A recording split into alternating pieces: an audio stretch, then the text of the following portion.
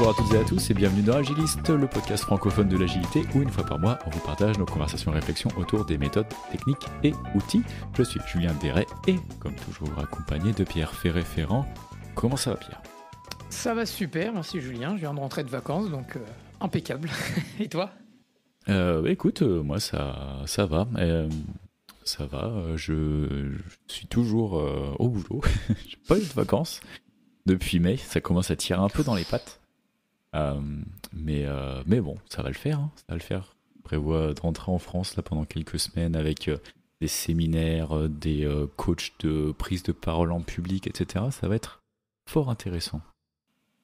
Hâte d'entendre de tes aventures du coup. Et oui, je partagerai avec toi. J'espère que vous entendez pas les pompiers qui passent dans ma rue. Et puis voilà, sinon petit côté news, je me suis dit qu'on pouvait rajouter un petit aspect news dans le podcast. Donc on va voir ce que ça donne, on va voir si on le garde au montage aussi. Mais ouais, est-ce que tu as des nouveautés à partager de ton côté, de l'actualité ? L'actualité, alors comme je disais, je reviens de vacances, je reviens du Monténégro. Je vais faire un petit peu de pub pour ce pays parce que c'était vraiment magnifique. C'est peu connu ou méconnu parce que les gens s'arrêtent souvent à la Croatie, vont pas plus loin. Je recommande énormément. J'étais sur la baie de Kotor, c'était magnifique. Donc voilà, ça coûte pas trop cher relativement aux hôtels et ce qu'on a fait là-bas. Donc voilà, c'est un petit pays assez méconnu, mais que je recommande très fortement. Et dans l'actualité, sinon aussi, voilà, si vous êtes au courant, là, je crois que l'annonce est tombée aujourd'hui. Adobe est en passe de racheter Figma. Donc voilà, on va avoir à nouveau le débat de savoir quand, de la même manière, quand GitHub a été racheté par Microsoft, les gens se sont un peu chiés dessus en disant ah c'est Microsoft, ça va être l'enfer. Il s'est avéré que ça s'est très bien passé. J'ai beaucoup moins d'espoir pour Adobe. J'imagine que Figma va être intégré dans leur solution cloud, je sais pas quoi, et j'imagine que le prix va à minima doubler. Donc voilà, je pense que c'est un super produit qui va mourir dans les années à venir puisque Adobe va ajouter sa touche et donc détruire le produit ou en tout cas retirer l'essence qui faisait que Figma était cool et super intuitif à utiliser. Donc j'attends les plugins et les plugins Adobe par-dessus et tout ce qu'ils ont l'habitude de faire pour tuer leurs produits. Donc voilà, l'actu du moment. Et toi Julien ? Waouh, c'est positif tout ça. Malheureusement, j'ai pas beaucoup de foi en Adobe donc... Mais à nouveau, ils vont peut-être, j'espère qu'ils vont me donner tort, comme l'a fait Microsoft. Et j'étais un des premiers à gueuler quand Microsoft a été racheté, GitHub a été racheté par Microsoft, et il s'est avéré qu'ils ont fait vraiment des bonnes choses. Donc, Absolument. Absolument. C'est vrai que je me rappelle avoir lu la news sur GitHub il y a quelques années. Et... mais non, ça s'est plutôt bien passé. Bon, on va voir. Écoute, tu nous feras un petit récap, un petit follow-up de tout ça. Moi, de mon côté, en tant que ancien développeur Scala et utilisant beaucoup Scala au boulot, là, une petite news de Aka qui a dit, enfin de Lightbend plus précisément, qui a dit maintenant on va vous faire payer tous. Ce sera plus tellement open source. C'est pas cool en fait, parce que c'est quand quasiment tout le monde qui utilise Scala utilise Aka et du coup de faire payer au CPU.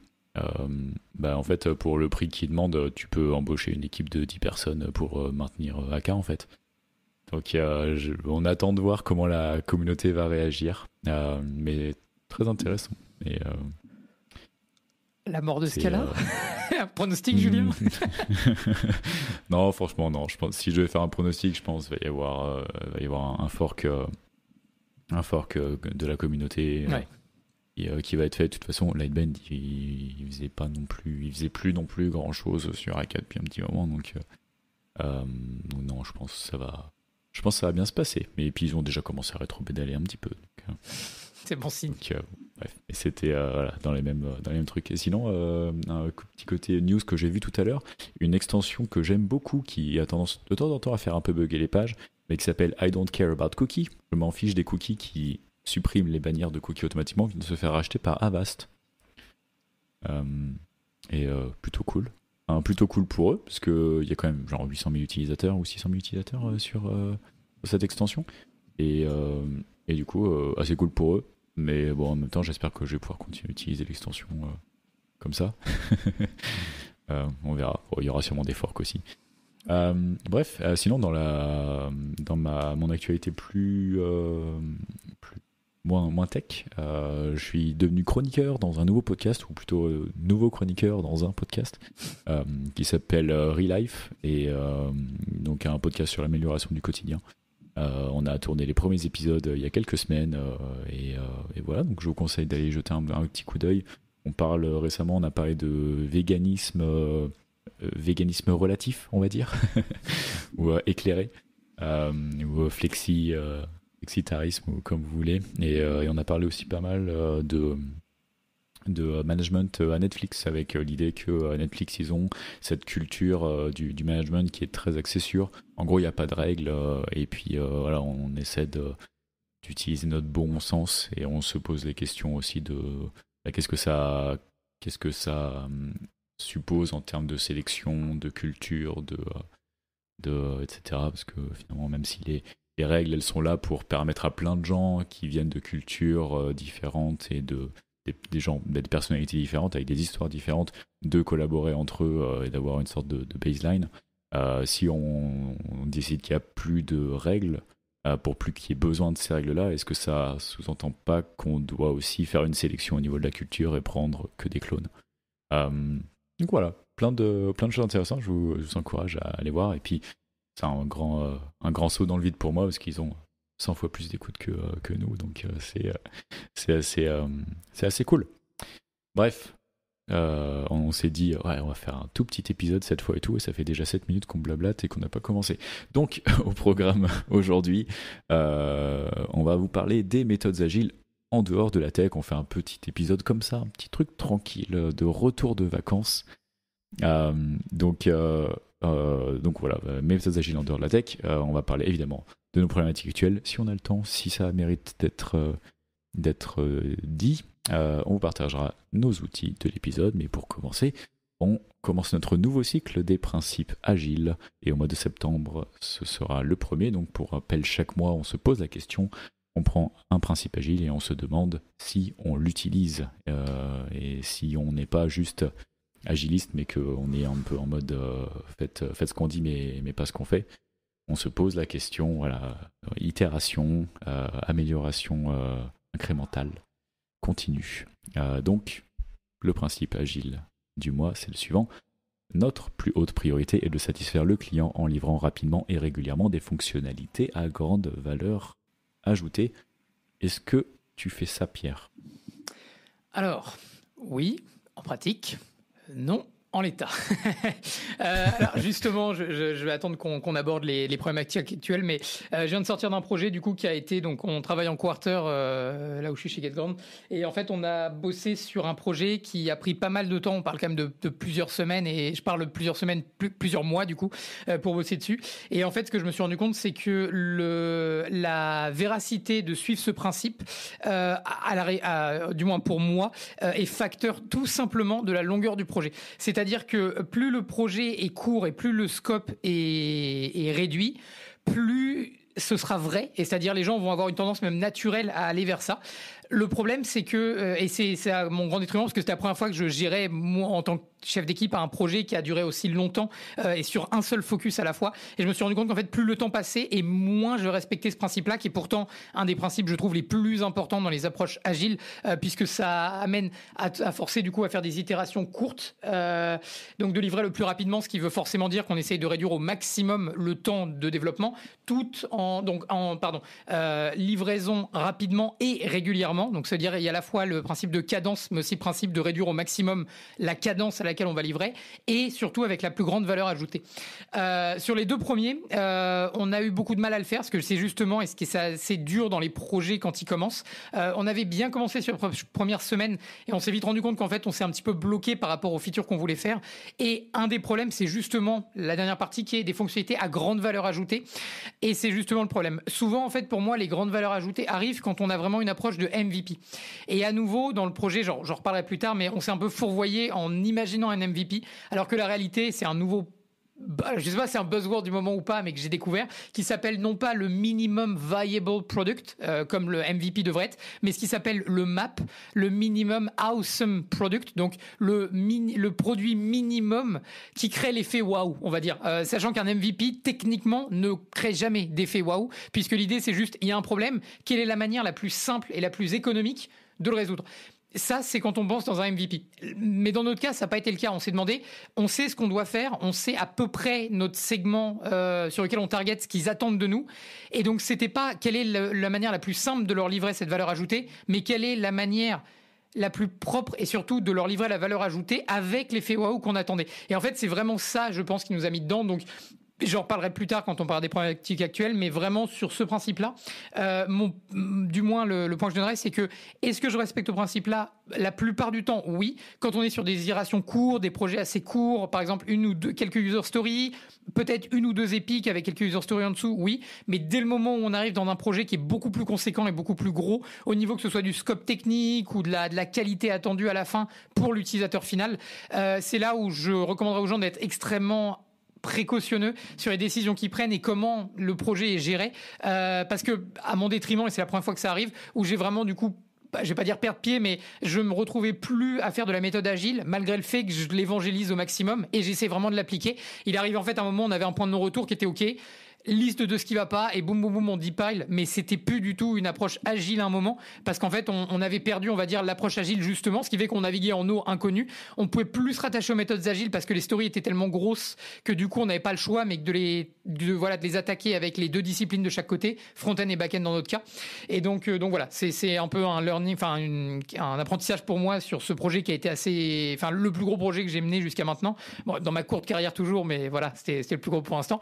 Et donc c'est pour ça, donc ce principe-là est extrêmement important, et surtout de toujours s'y référer.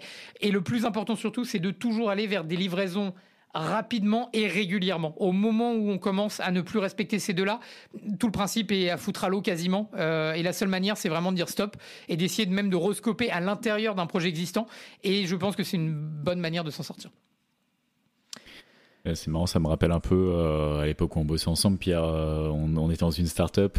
Du coup, chaque nouveau projet, c'était un nouveau produit, c'était presque un renouveau de la startup à chaque fois, donc il fallait tout recommencer depuis le début. Et c'est vrai que plus d'une fois, on s'est posé la question de ok, mais comment on fait de la méthode agile sur un projet tout neuf, quoi, quand le MVP, c'est quoi la première itération? Elle n'apportera jamais de la valeur parce que il faut créer les services, il faut déployer, donc, mais après, une fois que tu t'autorises à sortir de ce premier incrément, jusqu'où c'est quoi ton premier incrément? Et c'est le problème, et ton premier incrément devient le projet entier. Et c'est là où tu sais que ça va mal se finir. C'est ça, et tu te rends compte trop tard en général. C'est ça. Ouais, nous, de mon côté, je suis assez content de l'utilisation que je fais ou qu'on fait au boulot de ce principe. On est historiquement assez mauvais là-dessus.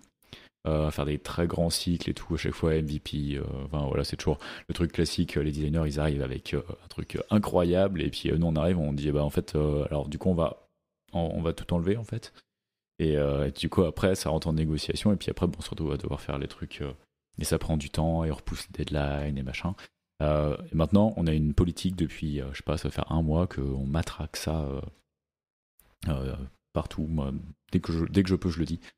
C'est en gros, on vise plus à réduire la taille de l'incrément plutôt que repousser la deadline. C'est-à-dire qu'en fait, maintenant, on commit vraiment. J'ai toujours eu beaucoup de mal à committer sur des deadlines, à dire ok, ça sort le 22 septembre, surtout un mois ou 2 mois à l'avance, quoi. Mais du coup, maintenant, on fait ça, et ça permet de donner de la visibilité à toute l'entreprise sur voilà, tel truc, ça sort tel jour. Comme ça, l'équipe marketing, ils peuvent préparer en avance. Enfin, tout le monde peut se préparer en avance.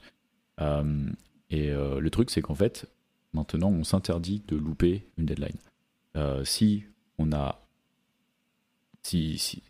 fait, avant, si c'était pas parfait, on aurait dit, du coup, on repousse la deadline et on sort quand c'est parfait. Et du coup, après, on se retrouve un peu dans le même cas qu'on évoquait avec toi tout à l'heure, quoi. Une fois que tu as loupé le premier coche, une fois que du coup, quand est-ce que tu t'arrêtes? Tu dis je suis plus à ça près, vas-y, et puis après, quand est-ce que c'est parfait? Alors que maintenant, on dit, il y a quoi, ça n'a pas été traduit, c'est pas disponible en 3 langues, mais c'est pas grave, on le sort qu'en anglais, on rajoutera les autres langues après. Hein. Et en plus, comme on fait pas du Scrum en fait, donc on n'est pas obligé d'attendre le prochain cycle pour livrer. C'est juste quand c'est prêt, on livre. Et du coup, apprendre et s'autoriser à pas livrer des trucs qui sont au poil, en fait ça marche bien quoi. Et du coup, j'ai des équipes qui travaillent sur les sites web par exemple. Voilà, on un nouveau site. Ok, le design il est super beau, mais en fait, quand on nous dit, en fait. Ce serait bien de le déployer maintenant. Quand est-ce que vous pouvez le déployer? Si tu veux, là on a un incrément, on l'a fini hier, il est prêt. Ouais, mais c'est pas traduit. Non, c'est pas grave. Et on traduira la semaine prochaine. Mais tu préfères quoi? Tu préfères pas avoir de site ou tu préfères qu'il soit traduit? C'est ça. Et du coup, on fait des incréments comme ça, beaucoup. Et j'essaie vraiment de faire du massage, tu vois. Tous mes développeurs et tous mes chefs de projet, à leur dire c'est pas grave, t'inquiète pas, c'est pas grave. Ça marche quand même, ça livre de la valeur. Ça livre de la valeur quand même, quoi. Parce qu'au final, la plupart du temps, quand on sort une nouvelle page sur le site, c'est pour avoir un lien à mettre sur les posts Twitter qu'on va faire, tu vois. Au final, le contenu en lui-même, parce qu'on pourrait le générer avec de l'IA spécialisée SEO et tout. Ça fait un MVP qui fait le café, quoi. Et puis après, s'il faut faire un truc plus joli et un peu mieux, on peut modifier les pages après, quoi. Donc voilà. Donc on réduit la taille de l'incrément, mais on repousse plus les deadlines. Et du coup, je trouve que ça rentre pas mal là-dedans, quoi. Oui. On se rend compte souvent que finalement, encore la loi de Pareto, tu vois, en 20% du temps, on arrive à créer 80% de la valeur.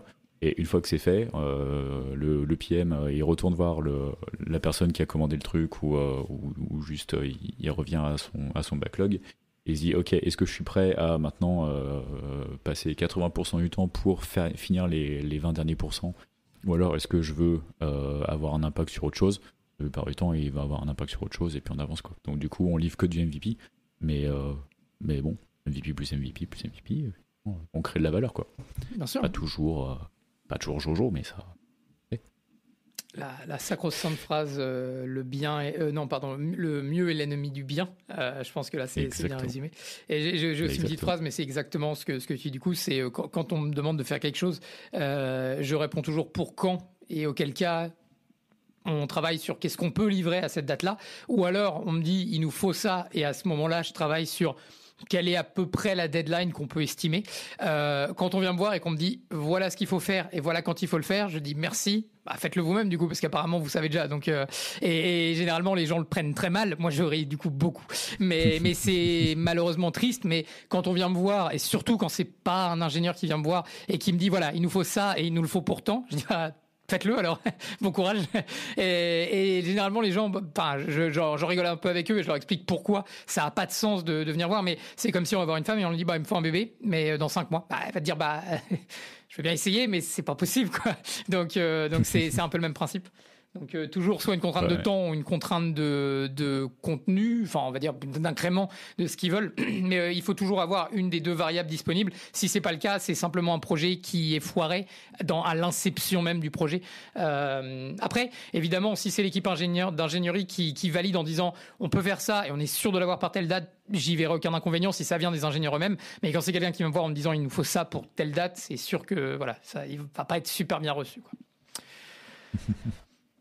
Ouais, moi maintenant je commence à un peu inspiré par la méthode ShapeUp qu'on n'a jamais mis en place finalement, mais j'aime bien parler en tant que en appétit.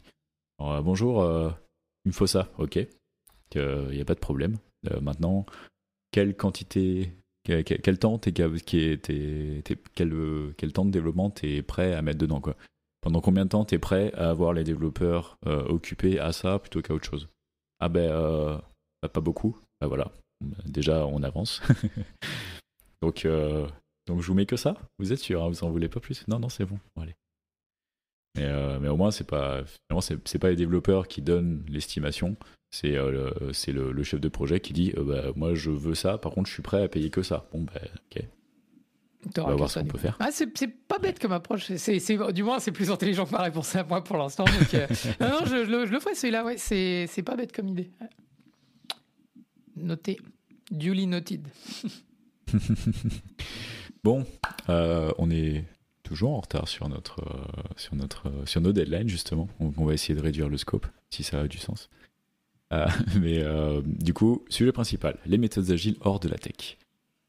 Est-ce que tu veux commencer ou pas? Je peux, ouais. Ouais. Ok. Donc, du coup, sur les méthodes agiles lors de la tech, donc évidemment, on a un biais. Enfin, je veux dire, c'est quand on travaille avec les méthodes agiles et qu'on en voit le bénéfice, évidemment que très rapidement, on peut faire un pont très vite avec la vie privée ou on va dire les techniques d'organisation dans la vie de tous les jours. Bon, là-dessus, Julien est le spécialiste. Je vais pas vous mentir, c'est un peu le boss final là-dessus. Mais non, j'en ai aussi quelques-unes, enfin quelques techniques que j'ai dans ma vie personnelle. Alors, je la classe dans les méthodes agiles parce que c'est un peu l'idée de dire ce qu'on avait par exemple quand on bossait ensemble avec Julien. On avait un système où en fait on se forçait, c'est-à-dire au bout de X nombre de tickets ou de user story qu'on va prendre, on est obligé de placer une tech debt parce que si on le forçait pas en fait à le faire, la tech debt elle est pas naturellement, personne la prend naturellement. Du coup, il faut trouver un moyen de se forcer à la prendre. Et en utilisant ce principe-là, il y a le principe. Alors, je veux pas voler de qui c'est. Je crois que ça vient de, j'ai oublié son prénom et je vais le retrouver. C'est son pseudo d'ailleurs, c'est Corben, qui avait mis cet article-là et je l'avais trouvé extrêmement intéressant et ça a marché merveilleusement pour moi. J'ai évidemment une tendance dans ma vie privée à ne faire que les tâches qui sont faciles, rapides et dont j'ai un intérêt immédiat. Le problème, c'est qu'évidemment, j'ai, on va dire, des corvées à faire et que généralement, je laisse en bas de ma to-do list et au moment où je dois le faire, c'est déjà trop tard ou alors je dois le faire. Voilà, c'est réservé par exemple des trucs en avance, des trains ou des trucs comme ça. Je suis très mauvais là-dessus. Et évidemment, quand je m'y prends à la dernière minute, je paye une blinde à chaque fois. Et c'est pas une bonne technique. Du coup, en fait, une technique très simple, c'est de toujours garder une to-do list. Donc, évidemment, d'avoir, je sais pas combien de trucs à faire. Mais en fait, de cette to-do list, c'est de se dire, OK, là, je vais prendre les 3 prochains trucs que je vais faire et je vais me forcer à les faire. Et en fait, l'idée, c'est de prendre 2 tâches qu'on a plutôt envie de faire. Par exemple, pour le coup, là, organiser une sortie au pub avec des amis ou des collègues ou quoi que ce soit, quelque chose de plutôt cool et quelque chose que je ferai naturellement assez rapidement. Donc, par exemple, je vais prendre ça. Je vais prendre aussi un truc dans la même veine qui est un truc qui m'intéresse plutôt. Organiser, par exemple, réserver un cours de tennis pour aller jouer avec un ami, un truc comme ça. Mais par contre, je vais m'astreindre à prendre justement une tâche. On va dire les tâches que j'ai pas trop envie de prendre. Et en fait, le deal, c'est de me dire, je ne peux pas prendre d'autres tâches tant que j'ai pas fini ces 3 là. Il faut absolument que les 3 soient terminés. Et du coup, en fait, ça crée un biais cognitif qui est en fait de se forcer à faire 2 tâches plutôt sympas et une qu'on va un peu traîner des pieds en se disant de toute façon, si je la fais pas, je suis bloqué. Alors évidemment, il faut de la discipline parce que voilà, sinon on se dit bon bah tant pis et je prends autre chose. Mais si on le fait vraiment bien et qu'on se discipline pour le faire, en fait, ça nous force à faire des tâches qu'on n'aurait pas fait aussi rapidement ou qu'on n'aurait pas fait aussi tôt, juste par le fait que ça nous empêche de prendre d'autres tâches. Donc c'est voilà. Pas vraiment ça rentre dans les méthodes agiles, mais en tout cas, c'est une petite, un petit hack life, tips, life tips. Donc voilà là-dessus, c'est le mien. Donc juste d'avoir en fait le système, je sais plus comment ça s'appelle, mais je crois que ça s'appelle juste une to-do. J'ai pas de nom pour ça. J'essaierai de retrouver si Corben l'a mis, je le mettrai dans les notes de l'épisode, mais c'est l'idée. Ça me rappelle quand j'habitais en Angleterre que je recevais ma box de légumes et que dedans il y avait toujours du panais, du fenouil, des trucs comme ça qui tout seul je trouve sont pas incroyables et du coup avec ma femme on faisait des pizzas, on faisait de la soupe et à chaque fois qu'on préparait un truc, hop, on en mettait un peu dedans, tu vois. Genre, ça changeait pas trop le goût, mais voilà, on le mangeait petit à petit, mais il y en avait toujours un peu. Voilà, et c'est une bonne façon de... Tu positives, tu prends, puis tu prends aussi des petits trucs pas bons avec.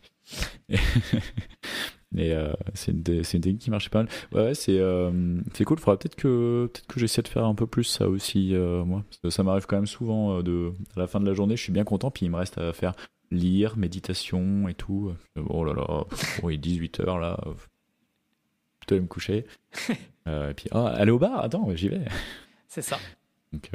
faut que je sais plus dans quel bouquin j'avais lu, c'était peut-être dans Deep Work, quelque chose comme ça, où il disait toujours commencer la journée par les trucs que tu veux pas faire, quoi. Comme ça après ça déroule, mais tu t'interdis de faire les trucs cool tant que t'as pas fait les trucs pas cool, mais ça demande de la discipline. C'est ça. En parlant de discipline, du coup, moi, je suis hyper fan de la méthode vraiment itérative, de l'approche itérative, et du coup, c'est quelque chose que je fais beaucoup en perso aussi, sur des échelles de temps qui peuvent être relativement longues. Et du coup, vous avez peut-être entendu parler de mon livre sur l'agilité, justement sur Scrum, qui s'appelle How I Planned My Wedding with Scrum, comment j'ai organisé mon mariage avec Scrum. Et c'est une vraie histoire. Pierre peut en attester. C'est vrai, c'est vrai. Tout est vrai dans ce bouquin. Et voilà. Et du coup, je me suis posé la question de comment écrire un livre. Alors, c'est pas de la fiction, donc il n'y a pas des histoires de scénario, etc. Et j'ai essayé de faire en sorte que ça se lise bien, mais comme c'était relativement linéaire et très, très standardisé comme approche, donc finalement, je trouvais que il y avait pas, j'ai pas eu un énorme processus créatif, mais du coup, ça a voulu dire que j'ai pu vraiment me ramener à ce que je connaissais, c'est-à-dire itérer quoi. Je me suis dit, ok, l'objectif de, c'est de faire le bouquin en un an. Et ok, il faut combien de temps? J'ai fait quelques itérations de brainstorming, d'écriture, etc. Je me suis dit à peu près, bon, ok, il va me falloir tant de Pomodoro à la louche pour écrire, enfin, pour penser, faire tout le plan et écrire tout le bouquin.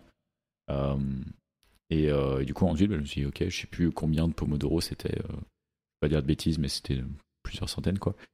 Et du coup, je me suis dit, bon, ben voilà, s'il faut, mettons, je sais pas, 300 Pomodoro, bon, ben, c'est-à-dire que pour le faire en un an, il faut que j'en fasse un peu moins de 1 par jour.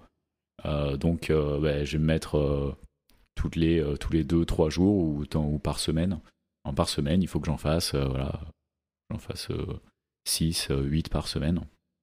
8 par semaine, après, bah, ça veut dire que quand tu commences, quand tu organises ta semaine, tu te dis, bon, bah, je vais en mettre 2 par-ci, 4 par-là, un peu en fonction de façon à pouvoir l'adapter à ton emploi du temps aussi.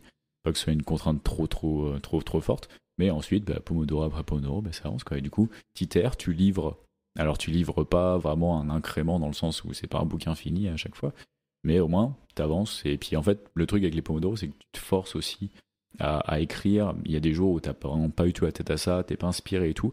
Mais en fait, ces jours-là, tu vas peut-être écrire une ligne. Mais alors, par contre, cette ligne-là, elle va contenir tellement de choses et elle va te faire avancer la réflexion.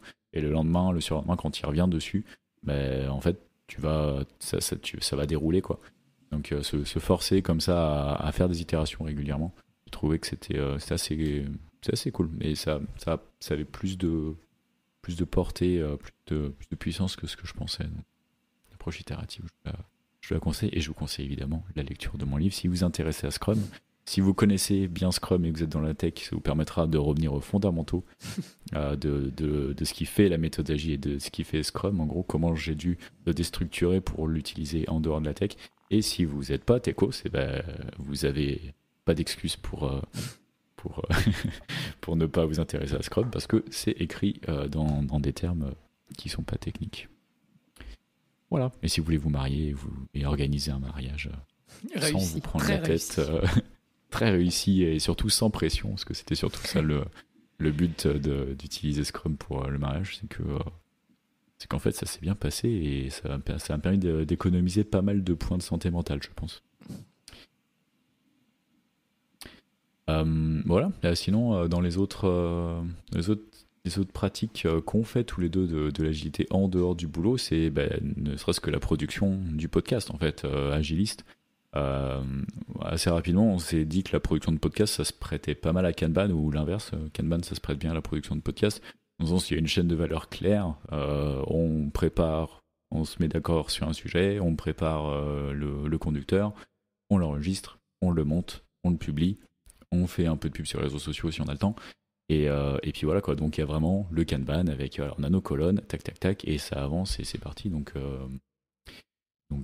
c'est assez simple, mais au moins ça nous permet d'avoir tous les deux de la visibilité sur comment ça se passe et tout, et de où on en est pour chaque intervenant, chaque sujet. On a un backlog aussi, finalement la plupart du temps, dès qu'on a une idée, on le balance quelque part dans le backlog, et puis chaque mois, quand on se retrouve, on se dit, oh bah attends, il y a quoi? Ah bah vas-y, ça me parle, hop, on le sort. Il y a des sujets, ils sont au fond du backlog depuis plus d'1 an, et bah c'est pas grave. On essaye toujours comme ça d'avoir les meilleurs sujets possibles à amener chaque mois. C'est ça permet d'avoir à la fois des sujets qui nous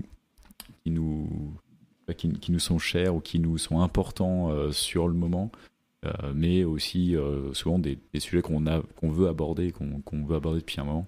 Ça permet comme ça de trouver le bon mix. On sort la feature qui a le plus de valeur pour nos utilisateurs juste à l'instant, quoi. Voilà, il y a un truc dont j'ai pas beaucoup parlé, mais qui quand même est assez intéressant, c'est qu'on a une espèce de whip. Donc dans Kanban, il y a un peu ce principe que voilà, tant qu'on n'est pas on doit mettre des whips, donc on peut limiter le nombre de tâches qu'on a en parallèle dans une colonne en particulier. Et c'est très important pour la gestion de flux. C'est un peu un truc que j'ai repris ou qu'on a repris dans le podcast pour les intervenants, les invités, donc jusque-là au nombre de 2. Et vous remarquerez que ces intervenants, on a une parité qui est très stricte, homme-femme. Il y a eu un homme et puis ensuite une femme. Et du coup, c'est un truc qui, moi, me tient vachement à cœur d'avoir cette alternance très très stricte. Et en fait, quand on y pense, c'est un peu dérivé des méthodes agiles, si on veut. Le fait de, tu vois, parce que en fait, c'est que derrière, pour toute la préparation, moi, on a tous les deux plein d'idées de gens qu'on voudrait inviter, mais c'est tous des hommes. Parce que on travaille en majorité avec des hommes et que la plupart du temps, c'est les hommes qui parlent et qui font des talks, etc. Et bref, ou des conférences.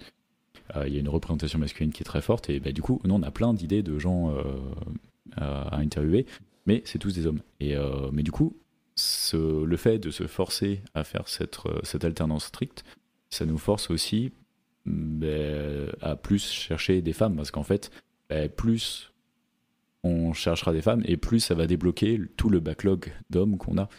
Donc je trouve que finalement, dans la même façon que dans Kanban, quand t'as whip et que t'es bloqué et que tu sais que de toute façon t'as plus le droit de prendre plus de boulot tant que les gens après toi ils ont pas fini tout ce qu'ils ont à faire, du coup ça t'empêche d'empirer le problème en continuant à bosser et en continuant à faire grossir la pile des gens qui bossent après toi. Et du coup c'est un peu ce qu'on fait là, en gros. Ça nous oblige à tirer la corde d'un côté pour pouvoir faire un appel d'air sur le backlog masculin. Donc assez intéressant. Et au passage, du coup, appel à témoins. Si vous êtes une femme ou que vous connaissez une femme qui veut venir parler chez nous, c'est avec un grand plaisir. Très grand plaisir. Et vous pouvez vous rattacher à l'épisode qu'on a fait avec Sarah Boutsouni. Vous verrez que ça s'est fort bien passé. Voilà, d'autres idées de petits tips comme ça, d'agilité Non, c'est rien que tu as mentionné, mais c'est juste du coup pour étendre un petit peu dessus. Donc Pomodoro, en fait, la technique, c'est donc Pomodoro qui vient en fait qui veut dire tomate en italien, c'est aussi simple que ça. La pasta. Et donc du coup, en fait, l'idée, c'est tout simplement donc dans l'idée de Pomodoro. Techniquement, si on l'applique vraiment à la lettre, c'est travailler pendant 25 minutes, prendre une pause de 5 minutes, travailler pendant 25 minutes, répéter ce cycle pendant au moins, donc travailler 4 fois avec 3 pauses. Et au bout du quatrième Pomodoro, c'est de prendre une pause de 20 minutes pour vraiment déconnecter, parce que techniquement, ça fait à peu près 2 heures que quelqu'un travaille sur quelque chose. Et donc, la technique Pomodoro préconise de faire du coup une plus grosse pause au bout de 20 minutes. Mais du coup, pour que Pomodoro fonctionne vraiment, l'idée, c'est vraiment que pendant ces 25 minutes de travail, c'est pas limite couper Slack, si vous avez des messageries, c'est vraiment en fait s'isoler, mettre le Do Not Disturb si vous avez un Mac ou n'importe, même sur un Windows, d'avoir une application qui vous permet de bloquer les notifications intempestives, l'arrivée d'emails, toutes ces choses-là, de manière à ce qu'en fait ces 25 minutes-là soient vraiment pour uniquement travailler sur une tâche donnée. Et l'idée, c'est vraiment en fait en forçant le temps. 25 minutes, c'est vraiment pas beaucoup. En forçant du coup le focus, ça permet techniquement d'augmenter ce qui peut être produit en 25 minutes. Et c'est une technique qui évidemment fonctionne très bien dans le développement, puisque de couper toutes les communications et de focus sur un problème technique, donc d'une implémentation de code à la fois, ça permet du coup d'être vraiment focus et dans certains cas même d'arriver à rentrer dans le flow vraiment. Mais du coup, ça s'applique aussi à la vie de tous les jours, et c'est là où c'est intéressant, c'est que justement en fait l'idée du Pomodoro dont je viens de parler, c'est vraiment en fait de se dire ok, 25 minutes ou alors même de faire une demi-heure de Pomodoro, c'est pas beaucoup de temps quand on le ramène sur une journée, et pour autant si on en place 5 dans la semaine, ça fait déjà 2h30 de boulot abattu. Donc en fait c'est vraiment l'idée de se dire, c'est un petit peu c'est ces petits slots qu'on va disposer dans la journée, dans la semaine, dans le mois ou même dans l'année, en se disant voilà, là c'est vraiment 30 minutes où je focus uniquement là-dessus, et je sais que techniquement si on le met pas, enfin si on se force pas à le mettre dans nos agendas, on va avoir une tendance naturelle à dire wow, de toute façon c'est que 30 minutes, bon bah tant pis, je le ferai demain, et le forcer de le mettre dans notre agenda ou de l'avoir ces 30 minutes récurrentes ou pas tous les jours ou toutes les semaines, ou voilà, c'est vraiment l'idée de se dire voilà, là j'ai le temps qui est prévu spécifiquement pour cette activité là et je vais m'y consacrer. Il y a certaines personnes donc, qui en parlaient, alors je vais plus non plus me rappeler des noms, mais il y avait un talk où il y avait littéralement quelqu'un qui disait qu'en fait il mettait un pomodoro par jour pour simplement passer du temps avec sa femme. Mais passer du temps avec sa femme, c'est-à-dire ces 30 minutes où pas de téléphone, pas de télé, rien. C'est-à-dire qu'en fait, il n'y a rien au monde qui peut le déranger. Et il passe ces 30 minutes-là avec sa femme à vraiment s'intéresser, à lui demander comment s'est passée sa journée, à lui raconter sa journée, à vraiment discuter, mais à se dire qu'il n'y a absolument rien qui va venir l'empêcher d'avoir une très bonne conversation avec sa femme. Et donc voilà, je trouvais ça intéressant. Il parlait aussi que du coup, il mettait 2 pomodoro ou je sais plus 4 tous les week-ends pour passer du temps avec ses enfants. Enfin voilà, c'est un petit peu tiré à l'extrême, et évidemment, ce serait bien d'avoir naturellement, mais pour des personnes qui ont des emplois du temps très occupés ou qui veulent être sûrs de toujours avoir quelque chose sur lequel ils sont focus à fond, l'idée est très intéressante, et comme de fait s'applique au-delà du travail, mais dans la vie personnelle. Voilà, c'était pour donner un petit peu de contexte à ce fameux Pomodoro. Ouais, t'as bien fait. Le Pomodoro, du coup, depuis le bouquin, ça m'a pas mal ouvert les chakras sur ça, et je me suis rendu compte aussi que c'était une excellente mesure de temps, en fait. Enfin, ouais. Avant, je voyais ça comme quelque chose de très atomique, mais en fait, maintenant, je vois ça comme une mesure d'effort ou de temps passé à faire quelque chose, et vraiment comme une unité de mesure, quoi. Donc, en fait, dans mon calendrier, quand je prépare ma semaine le lundi, je me dis, ok, d'accord, là, je travaille sur cette cover à la guitare, bon, ce serait bien que je passe au moins 4-6 Pomodoro dessus cette semaine. Lire, j'ai toujours 1 ou 2 bouquins en cours. Allez, paf, cette semaine, la semaine dernière, j'ai pas été super bon. Allez, cette semaine, paf, 8 Pomodoro dessus. Et ainsi de suite. Et ensuite, je regarde comment est ma semaine. Et je me dis, attends, ce week-end, j'ai rien de prévu. Bon, voilà, tac, paf, j'ai tartiné des Pomodoro de ça. Et puis, attends, le mercredi soir, je sors. Attends, du coup, le jeudi matin, c'est peut-être pas là où je vais lire. Donc, le mardi, et j'arrange un peu, je fais un peu mes comptes d'apothicaire. J'arrange mes Pomodoro un peu partout, et puis j'échoue un peu tous les jours, mais tout ce que je fais, c'est toujours ça en plus. Donc je vous conseille. Voilà, et puis on parlait de couple. Mon dernier petit truc, c'est les rétros. C'est toujours un peu on va dire c'est too much de faire des rétros dans le couple, mais bon, j'ai organisé mon mariage avec Scrum, je suis plus à ça près. Mais même, je sais pas, avec ma femme, on fait ça, pas forcément hyper formellement, mais je sais pas, en gros, plus ou moins organiquement, tous les 6 mois, peut-être 9 mois, à se prendre vraiment 2 heures, et voilà, se dire, en gros, je sors une rétro classique, et puis on fait ça, voilà, on brainstorm un petit peu, et on se dit, qu'est-ce qui manque et tout, et puis la dernière fois qu'on l'a fait, on s'est dit, on passe du temps ensemble, mais on passe pas du temps vraiment quali ensemble, on regarde la télé, voilà, et puis sinon on va au bar, on se fait des restos, mais il manque ce petit truc, et du coup on a mis en place le Anything Can Happen tous les mardis. Il y en a un des deux en quinconce, du coup l'un chacun à son tour, qui organise un truc complètement random. Donc Anything Can Happen, n'importe quoi peut se passer, et ça peut être soirée crêpe, comme ça peut être un saut en parachute, tu vois. Ça n'a jamais été un saut en parachute pour l'instant, mais on a fait des trucs plutôt marrants, et tu te retrouves à faire du hot yoga. Le hot yoga, c'est du yoga dans un environnement chaud, c'est pas ce que vous croyez. Ouais. Mais on s'est retrouvés, du coup ça permet de sortir de sa zone de confort, et tester des trucs marrants ensemble, et en même temps on se prend la tête sans qu'il y ait vraiment d'enjeu, parce que si t'as pas le temps et tout, tu tournes 3 crêpes, ou juste tu sors 2 bières du frigo et tu dis voilà. Anything can happen. Anything can happen. Voilà, faut pas se mettre de pression. Parlons donc maintenant des problématiques actuelles, vu que ça avait l'air de te tenir à cœur, Pierre, parle-nous. C'est toujours le moment où on est dans un environnement safe. Là, we are in a safe space. Parle-nous, Pierre. Qu'est-ce que je peux faire pour toi? Non, du coup, donc c'est un peu un retour d'expérience parce que justement, donc comme j'expliquais, donc j'ai été, du coup, j'ai eu en fait sur le quarter qui vient de passer, je suis parti 2 fois en vacances aussi, donc j'ai dû laisser mon équipe, voilà, donc il y a eu des choses quand j'étais là, quand j'étais pas là et tout ça, mais c'est un petit peu juste un petit retour et pour faire écho à ce que je disais au début par rapport au principe agile du mois. Donc là, en fait, je viens de sortir d'un projet, c'était juste en gros pour partager un petit peu des apprentissages que j'ai eu suite à ce projet-là. Donc comme je disais, en fait, c'est un projet qui avait un scope qui était assez gros. On a réussi à faire, je trouve, un très bon travail au début pour en fait rassurer tout le monde en disant oui c'est gros mais on va pouvoir le faire parce qu'on peut faire ça, donc du coup on a rassuré tout le monde, on s'est rassuré aussi nous aussi dans certains sens au niveau technique en s'assurant qu'on avait pas mal de discussions, qu'on faisait valider l'architecture avec laquelle on voulait partir non seulement par l'équipe mais aussi par d'autres personnes sachantes des autres équipes et donc du coup on a eu un très bon plan de bataille au début et ce plan-là je le changerai pas parce que je trouve qu'il était toujours aussi bon.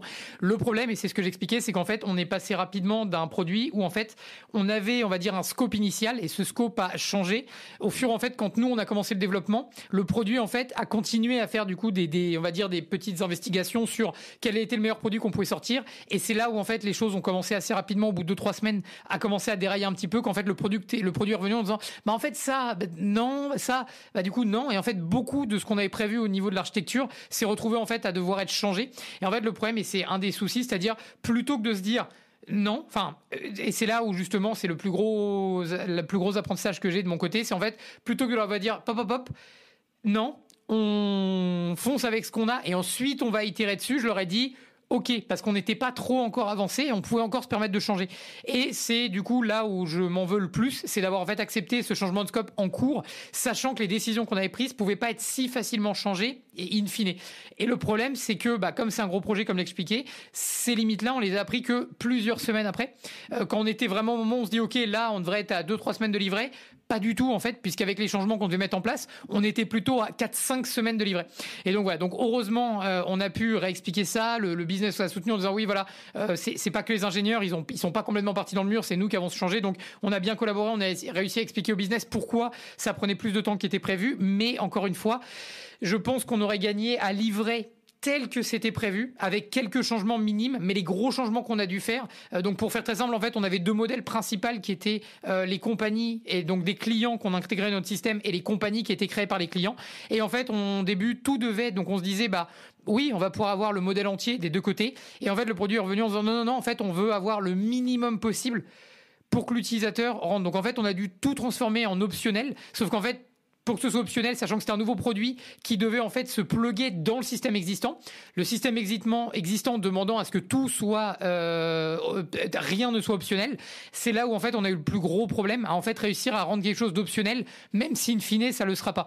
Donc on a dupliqué des interfaces, on a dupliqué des services pour justement avoir des services on va dire de draft, c'est-à-dire quand quelque chose n'est pas prêt parce que sinon le système l'aurait pas accepté tel quel et on ne voulait pas changer le système final parce que ça fonctionne très bien et il y avait des règles et des conditions qu'on voulait pas changer. Donc bref. Tout ça pour dire, encore une fois, c'est mieux de livrer un produit, même si c'est pas exactement le produit qu'on attendait, mais de le livrer et ensuite d'itérer dessus. Et c'est ce que j'ai pas fait, c'est ce qu'avec notre équipe, avec mon équipe, on n'a pas fait. Et c'est juste le plus gros learning, l'apprentissage que je donnerais pour les gens qui nous écoutent, il vaut mieux finir à nouveau, le mieux est l'ennemi du bien. C'est mieux de finir avec quelque chose qui est ok, même si c'est pas exactement ce qu'on s'est rendu compte qu'on voulait pendant qu'on le préparait, et ensuite itérer dessus et le faire devenir exactement ce qu'on a besoin pour nos utilisateurs. C'est pas ce que j'ai fait, et justement, donc voilà, c'est un peu mon mea culpa de dire on fait que de rabâcher sur les méthodes agiles et on les suit pas forcément toujours. Là, je les ai pas suivis et il y a pas de surprise. Le projet en a pris un coup en conséquence, donc voilà. Mais ça fait du bien de se rappeler, tu vois. C'est comme et on nous dit tout le temps qu'il faut pas mettre les doigts dans la prise. Au bout d'un moment, tu finis par oublier. Tu te dis c'est pourquoi pas, et tu le fais. Ah, c'est bon. C'est bon, tu te rappelles pourquoi faut pas faire. C'est ça. Ah, ça arrive à tout le monde. Et de ton côté, est-ce que tu as une petite problématique actuelle que tu veux parler ? Ouais, moi c'est... je sais pas si c'est vraiment trop en lien avec les méthodes agiles, mais peut-être avec mon boulot de manager, je sais même pas trop. Mais ouais, en ce moment, je sens, comme je disais, ça fait longtemps que j'ai pas pris de vacances aussi. Et on a beaucoup de boulot, mais ouais, tu vois, je sens que j'ai de la fatigue cumulée et que je commence à m'essouffler, quoi. Je trouve que c'est ce moment où où tu n'arrives même plus à vraiment régénérer l'énergie qui te manque, tu vois, t'es vraiment en balance négative, quoi. Même t'as beau dormir et tout, c'est pas assez, quoi. Et comme quand tu cours et que t'es en hypoglycémie, t'as beau bouffer du sucre, c'est trop tard, quoi. Il faut vraiment, la seule solution, c'est de faire une pause, quoi. Et, bref, voilà. Et du coup, en fait, je me suis un peu fait avoir, tu sais, avec. J'avais beaucoup d'objectifs perso pour raconter ma vie. Ma femme fait les vendanges en ce moment, donc elle est pas chez moi. Donc je me suis dit que j'ai plusieurs mois pour faire des millions de choses. Profitons-en, faisons de ça quelque chose de positif. Du coup, j'ai organisé plein de trucs. Je me suis mis plein d'objectifs, plein de bouquins, de la guitare, plein de trucs. Sauf que à côté de ça, en fait, j'ai ma charge de travail au boulot qui a vachement augmenté. En perso aussi, j'ai eu mon beau-frère qui est venu chez moi pendant une semaine pour visiter Lisbonne.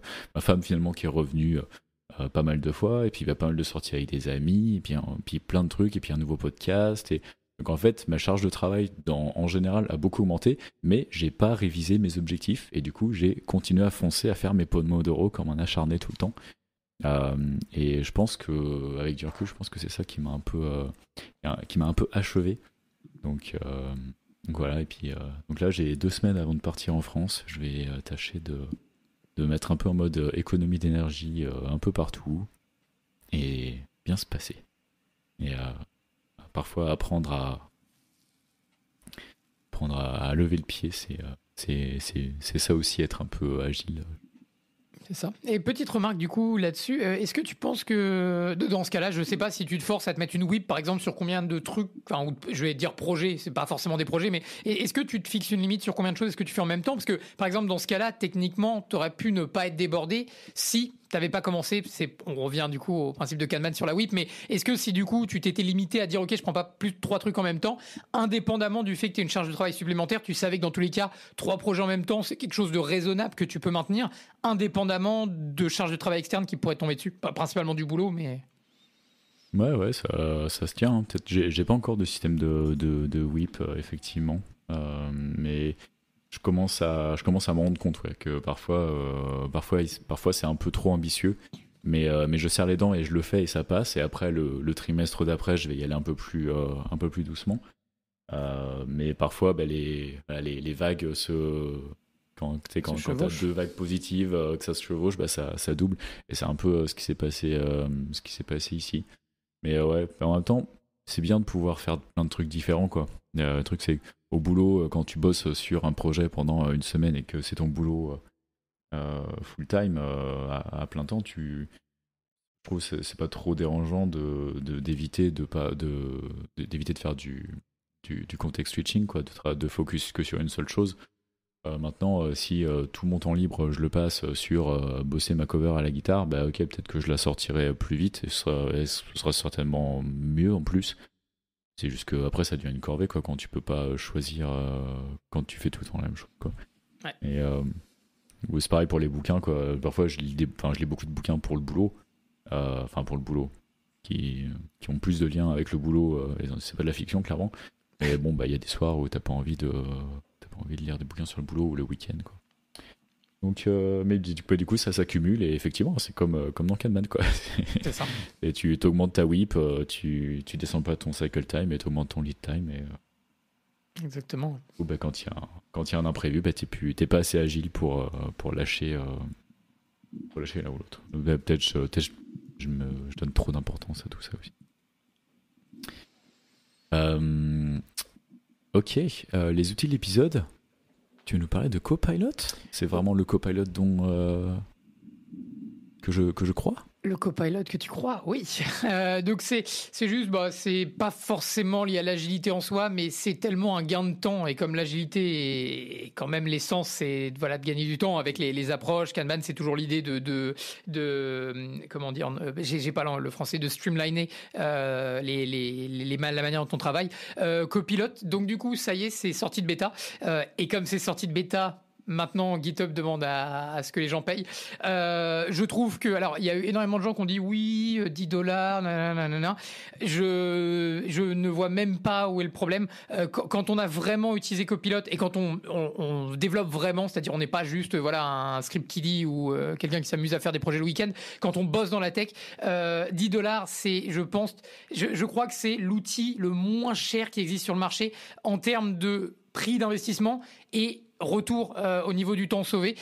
Si Copilot vous sauve 1 heure, ne serait-ce qu'1 heure de code par mois, c'est techniquement déjà 3 fois... Enfin, ça dépend des salaires des développeurs, mais grosso modo, payer $10 Copilot par mois, c'est 20-30 minutes de développement, on va dire, allez, à $20 de l'heure, même si c'est plus, mais bref, c'est une bouchée de pain pour le temps sauvé. Donc, je ne comprends même pas la polémique autour du prix. Les gens disent, oui, ça aurait dû être $7, $10. C'est exactement pareil. Au nombre de temps sauvé, ça pourrait être $50 le mois, que je pense que ça resterait rentable. C'est dire à quel point j'ai trouvé l'outil formidable, parce que, à la différence de d'autres outils que j'ai pu utiliser avant, où en fait, ça se base sur d'autres projets et donc c'est pas hyper personnalisable, ou du moins on sent pas notre patte parce qu'on a tous une manière de développer différente, on a tous des conventions de codage différentes en fonction des entreprises où on est. Copilot est de loin l'outil de AI, d'intelligence artificielle pour écrire du code avec nous, qui interprète le mieux le code qu'on a produit nous-mêmes. Évidemment, ça se base sur des projets open source et tout ça pour, on va dire, les standards, mais très rapidement, ça s'adapte à la manière dont on code nous. Et honnêtement, alors je parle de ça quand j'ai utilisé en bêta, j'imagine que c'est encore mieux maintenant. Parce que j'ai pas recodé, juste pour expliquer, depuis quelques semaines que je viens de revenir de vacances, mais du coup la qualité du code que j'avais, c'était à peine à moitié flippant parce que j'avais l'impression que c'était moi qui avais écrit le code et ils avaient juste en fait copié-collé des morceaux de mon code, mais en fait c'est exactement, enfin pas exactement ça, mais presque. Donc voilà, je recommande. $10, c'est honnêtement une bouchée de pain. Si vous êtes un manager et que vos ingénieurs ne vous l'ont pas encore demandé, offrez-leur, parce que vous allez simplement sauver du temps pour votre équipe. Donc voilà. Super, ça me fait plaisir d'avoir du retour là-dessus. Parce que moi, j'ai arrêté de coder à peu près quand Copilot est sorti, en fait. Et du coup, j'ai jamais eu la chance de l'utiliser pour de vrai. Super. De mon côté, je vous parlais de Make, qui s'appelait avant Integromat, qui est un outil no-code. Le no-code, hein, quand j'étais développeur, mais no-code, mais n'importe quoi. On peut rien faire avec du no-code parce qu'on est sans arrêt bloqué par... Il y a que le code, il y a que là qu'on est vraiment flexible. En fait, c'est pas mal foutu, quoi. En fait, c'est pas mal du tout, et du coup, j'ai commencé à automatiser pas mal de petits trucs, genre des factures, des trucs comme ça. Et quand tu fais la même facture tous les mois et qu'il faut juste que tu changes les dates et le numéro de la facture, le faire à la main, l'ingénieur sur mon épaule, il me dit mais t'es con. Et donc du coup j'ai commencé à jouer un petit peu avec ça, et là en ce moment au boulot j'utilise ça justement quand j'ai un peu de temps pour automatiser complètement la gestion de description sur les Apple Store et les Play Store des applications. En gros, il y a des limites de caractères, il faut que ce soit traduit en plusieurs langues, etc.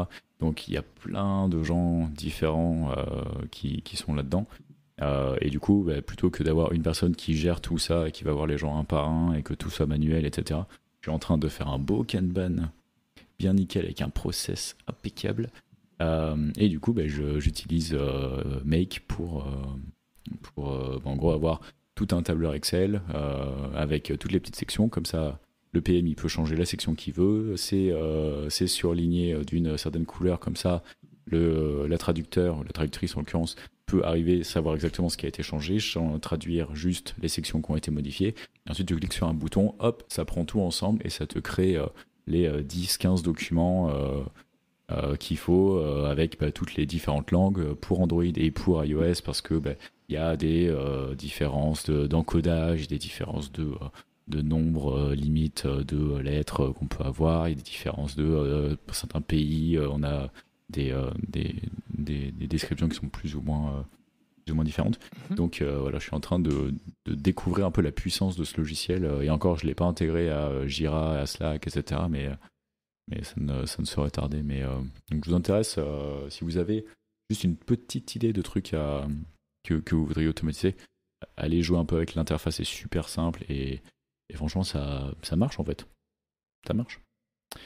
Et c'est gratuit, le tiers gratuit est très très large. Donc, je vais checker, c'est 1000 opérations par mois, donc ça va. Oui, voilà. Il y a de quoi voir venir. D'accord, ouais, même dans un monde professionnel, même dans un contexte professionnel, c'est assez large. Tobane, il est maintenant temps de conclure cette émission. On espère que ça vous aura plu. On a réussi à faire moins d'1 heure. On voulait faire 45 minutes. Ce sera pour la prochaine fois. Avant de finir, Pierre, est-ce que tu peux nous dire dans quel pub on peut te retrouver ? Oui, du coup, ce sera le Virgin Queen ou alors le Hope Pause du côté d'Hammersmith. Mais sinon, non, c'est alors dans le pub si vous voulez, il n'y a pas de souci, avec grand plaisir. Sinon, ce sera juste sur LinkedIn. Et toi, Julien ? Eh bien, moi, du coup, ce sera très nouvellement dans le podcast Relife, donc podcast de l'amélioration du quotidien, avec mes compères Matt et Guillaume, que je salue. Sinon, sur julien.derry.fr, vous trouverez tous mes liens, mes projets, mon livre et tutti quanti. Merci d'avoir écouté Agiliste. Si l'émission vous a plu, s'il vous plaît, laissez-nous une note sur Apple Podcast ou sur Spotify ou où que ce soit, si vous en avez marre de faire comme tout le monde, si vous voulez faire partie du 1%, du 1 millième qui n'est pas comme tout le monde, si vous ne voulez pas faire partie de la plèbe, eh bien ne faites pas comme tout le monde, laissez un commentaire, laissez 5 étoiles. C'est le moment de vous distinguer et on vous en remercie d'avance.